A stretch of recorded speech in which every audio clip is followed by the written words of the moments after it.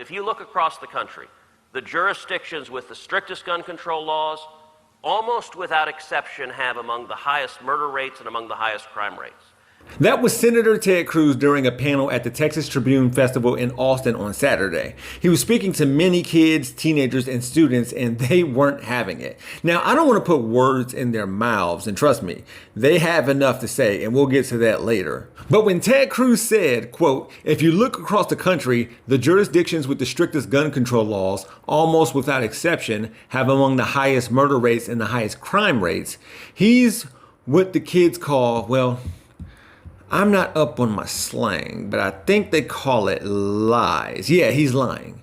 So the jurisdictions thing. Yeah, a city's and county's gun laws are largely determined by the state. And according to the annual gun law scorecard from Giffords Law Center, the vast majority of the South has Fs.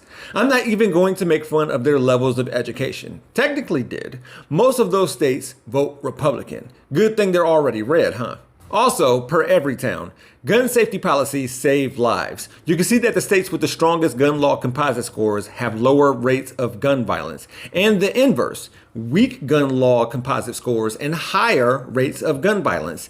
8 of the top 10 states with the highest rate of gun deaths per 100,000 residents are red. One more thing, even the strongest systems can't protect a state from its neighbors' weak laws. Shout out to the state of Illinois and the city of Chicago. And I was going to say, remind Ted Cruz of these things the next time he's speaking in front of students, or if he's out and about at restaurants or exiting a plane.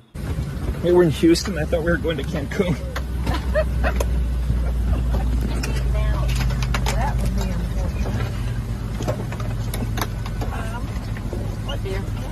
Disarm doors for arrival. Cross check. Stand by for on call.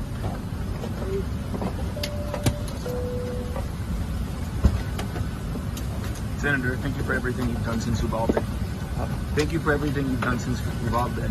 All those podcast episodes must have raised a lot of money for you. Just yesterday, I tried to pass the most significant school safety bill that's ever passed. Why did you vote against the party? bill? Objected to it. You tried to pass it? What work were you doing? How did you have time when you were recording a shit ton of podcast episodes?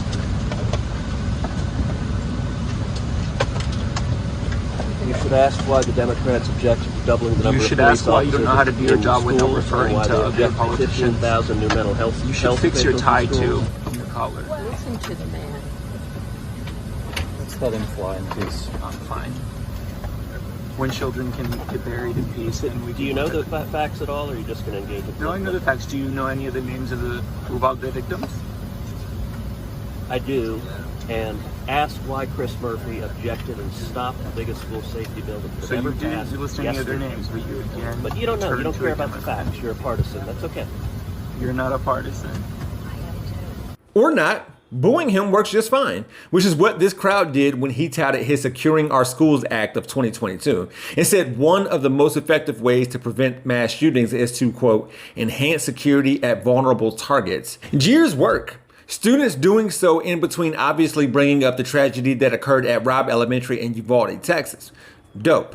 Cruz would go on to say, look, if you have a solution to stop the deranged evil murderers, I'd love to hear it. My solution is to throw them in jail, stop them before they commit these crimes. There are some that we won't know beforehand. And sarcasm isn't really my thing, but to this point, I wanted to be like, oh, never thought of it that way.